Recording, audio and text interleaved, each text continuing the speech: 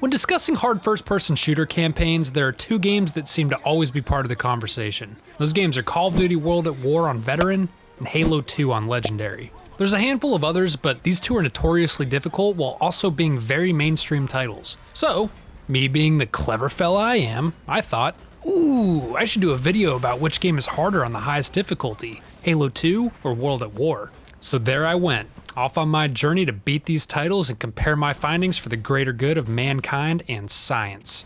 Welcome to Casual Perspective, Hayden here. And today, we're going to be taking a look at Call of Duty World at War's campaign on Veteran versus Halo 2's campaign on Legendary. Let's start with World at War. Y'all remember when Call of Duty had balls? I don't think any game in the COD series says, I have balls and not a pussy, quite like World at War does. This was the first World War II Call of Duty to be rated M. COD 4 was the first M-rated Call of Duty ever, but World at War was the first one to really earn that mature rating. It's no secret how brutal, dark, depressing, and scary this game was, and still is. The horror of the Second World War was not shied away from here and was instead showcased in all its horrible glory. Torture, executions, gore, bad language, it's all here. World at War does an impressively good job of making the enemy factions feel legitimately evil and cruel, while at the same time, not painting the allies in the most positive light either. The whole thing feels like a horrific tragedy, and while it does go a little over the top and into action movie territory, this Call of Duty really captures the dark and depressing vibes of what fighting in World War II must have really been like. All that being said, it seems fitting that this campaign would stand out from the crowd of other COD campaigns as being particularly tough to get through on Veteran. For the most part, what you'll find here is pretty standard fare for first-person shooters on the highest difficulty. You die very quickly and easily, enemies are aggressive, ammo is a major concern, solid aim and reflexes are a requirement, and being patient and hiding behind cover is the name of the game. Easy shooters eventually just start to feel like a shooting gallery with no real threats present or strategy required. Not the case here. Now, for World at War specifically, there are two big factors that make this one stand out from the crowd of hard shooters. Those factors are infinitely spawning enemies and, yes, grenade spam. The grenade spam from enemies in this game has become the stuff of legend. If you're talking about World at War on Veteran, you're talking about grenade spam. It's not all the time, but there are plenty of moments where you may find yourself with 3 or 4 grenade markers on your screen at once. I think some of the enemy AI doesn't even try to shoot you, they just lead with throwing grenades. There's plenty of videos out there discussing the broken grenade spam in World at War, so I'm not going to dwell on it too long, but it is here and it's fucking ridiculous. There I go. The other big issue is the infinitely spawning enemies. Basically how this works is there are certain encounters and firefights where the enemies will just keep on respawning and replacing their fallen brethren unless you push up further throughout the level. Doesn't sound that bad, but when pushing up means having to run out in the open out of cover, you see the problem. The antidote to this in basically any difficult section is smoke grenades. Smokes work very well and can help you get into a better fighting position, bypass enemies, and push up to halt the infinite spawning and get checkpoints. Unfortunately, smokes are pretty scarce throughout the campaign and basically non-existent when you're playing as Dmitri with the Soviets, as you're going to be carrying Molotovs instead. Fucking Russians, dude. These are potatoes, Comrade Commissar. Why are we using potatoes instead of real grenades? Aside from the grenade spam and infinite spawning, World at War's campaign has a handful of scripted moments and special encounters, and these are pretty broken on Veteran. I'm referring to moments like the shootout with the German sniper. Oh my god! Defending the airfield from the Japanese counterattack. Are you kidding me? Holy shit, dick. Moments like these are just annoying and pretty unfair. Now, there's 3 levels in World at War that really stand out for me as particularly difficult. Firstly, I'd have to go with Blowtorch and Corkscrew. This whole mission is fucked up. The Japanese are relentless and every moment is hard. I didn't think I would even be able to get past the first encounter. And then raiding this fucking bunker, Jesus Christ.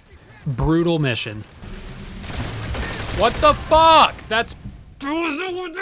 Next, I'd have to go with Blood and Iron, the tank level. Fuck the tank level, fuck the tank level, fuck the tank level. Everything, and I mean everything, is annoying and rage-inducing in this level. It's not that long, it's just so inconsistent and broken. Visibility is shit. I can't even fucking see them! There's basically no cover, infantry with Fausts everywhere, sniper flak guns, Some tanks die in one shot, others eat 5 rounds before blowing up. This mission wasn't the hardest, but it was easily the most annoying. Why the hell is Dimitri even driving a tank? Dude, shut up. This mission can fuck right off. Okay, last but not least, I'd have to go with Heart of the Reich. This whole mission is basically a Russian assault on the Reichstag building, slowly pushing up and destroying German flak guns on their way. Heart of the Reich is the best example in the whole game, a cheerleader if you will, for the unhinged grenade spam and infinite enemy spawns. Mix all that in with some less than generous checkpoints and boy is this a tough mission, probably the best example of how hard World at War can get on Veteran. Rough shit, dude. Yeah, thanks, Reznov. Overall, World at War's campaign definitely lived up to its reputation as being arguably the toughest Call of Duty campaign on Veteran. At its core, it's already hard and requires a level of skill to survive, but throw in the grenade spam and endless spawns and boy do we have a recipe for pain and trauma. Just like walking in on Grandpa eating Grandma's soggy ass. Jesus fucking Christ. For this playthrough, it took me right around 6 hours to complete and I died a respectable 135 times. Honestly, not too bad, and the whole ordeal had room to be a lot worse. Now, how do I know the whole ordeal had room to be a lot worse, you may ask? Well friends, I know that because I played Halo 2 on Legendary right after. As soon as I started my Halo 2 playthrough, I immediately had doubts about this video idea as a whole, because it was immediately obvious that Halo 2 was the harder game, by far. I think I need a new idea for a video. This is obviously harder. It's not even close. The whole video was instantly compromised because it just felt like comparing the two was silly. To really paint a picture here, World at War was again 6 hours and 135 deaths to complete. Halo 2 was 12 hours and 468 deaths. Yes, that's twice as long with more than 3 times as many deaths. The first actual level, Cairo Station alone, took me 2 hours and I died 76 times beating it. Oh, thank fucking God, dude. 76 deaths. And after completing the 3rd mission, my death count was already higher than World at War's with 143 deaths. So yeah, sorry World at War, but there's no comparison to be made here. Halo 2 Legendary is the harder campaign, full stop. Now, what is it that makes Halo 2 on Legendary so difficult?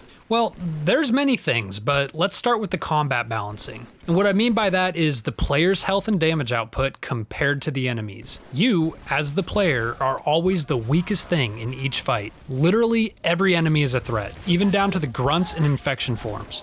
Everything will kill you, and very quickly. Fodder enemies are non-existent on Legendary. Add on top of that your pathetic damage output, and this begins to feel like you're shooting the enemies with a Walmart airsoft gun, while they're all using Doom Guy's double barrel. You can empty an entire magazine of battle rifle ammo into an elite and not kill it.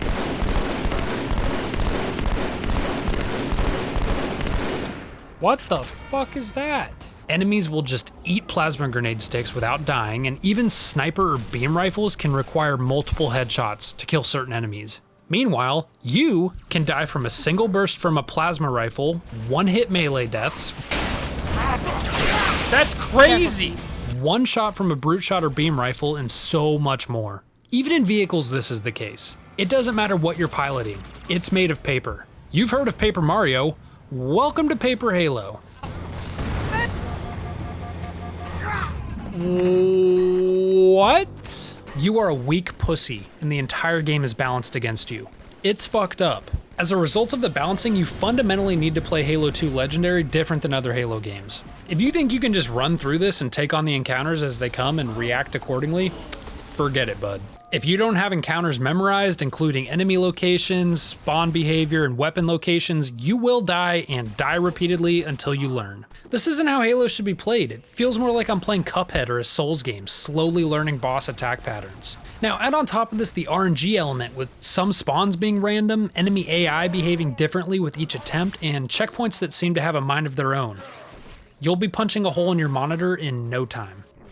What? The whole thing pretty much just turns into trial and error and cheesing the game whenever possible. Shooting enemies from a distance and exploiting the Arbiter's invisibility to run through sections were regular occurrences in my playthrough. What I've just mentioned is the core of the game. The absurd balancing and trial and error approach to every level is present throughout the entire campaign. Now let me tell you about some really broken bullshit on top of the other broken bullshit. The cherry on top of the broken bullshit sundae, if you will. 2 words. Sniper jackals.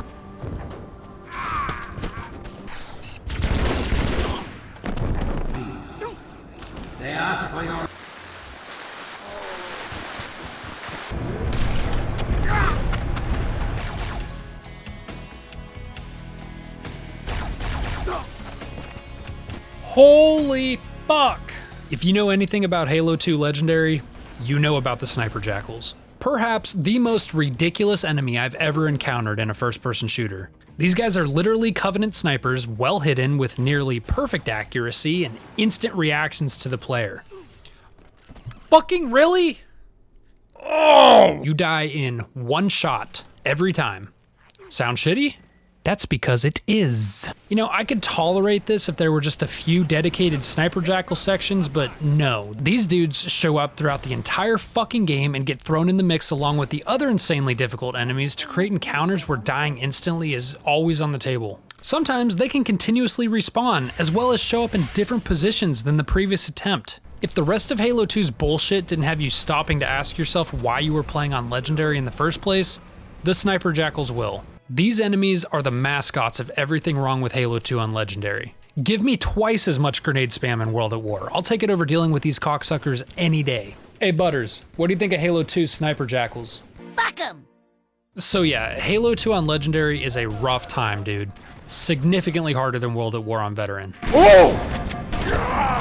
I haven't played a ton of hard games, but Halo 2 Legendary is easily in my top 3. Surprisingly though, and this goes for World at War as well, it's still a lot of fun. Both are a proper test of your patience and skill, especially Halo 2, but I was having a good time playing. Now I wouldn't recommend playing on these difficulties for either game, because it really gets into the territory of ruining how the games are supposed to be experienced, but if you've already done a playthrough on a lower difficulty and you want to see what all the fuss is about, give it a shot. Quick side note, while making this video, I learned that a Halo 2 Laso run was completed deathless a few years back by a Halo 2 player named Jervalin. This was done for a competition put on by Moist Critical with a $20,000 reward for the first player to complete it. Laso stands for Legendary All Skulls On. To put in perspective, my run took 12 hours and I died 468 times without any skulls on. This dude beat the game on Legendary with all the skulls on and did it without dying. Go check out Rocket Sloth's video on this. It's insane. There we have it, y'all. World at War Veteran versus Halo 2 Legendary. This ended up being a really silly comparison, but I like the video concept. What other hard games should I play? Let me know down in the comments, boys. And I literally mean boys. According to my YouTube analytics, 98.5% of you are boys. See you guys next time for more Roblox Top 10 lists. Later, nerds. I'm giving myself like an out for when I provide false information. I'm like, hey dude, it's casual perspective, not in-depth perspective. I'm just imagining Aiden starts making videos on history and he just misinformation and talks about Hitler not being that bad of a guy. And he's like, yo, this is just a casual perspective. I don't know what I'm talking about. It's perfect. It's the perfect out. That's so funny.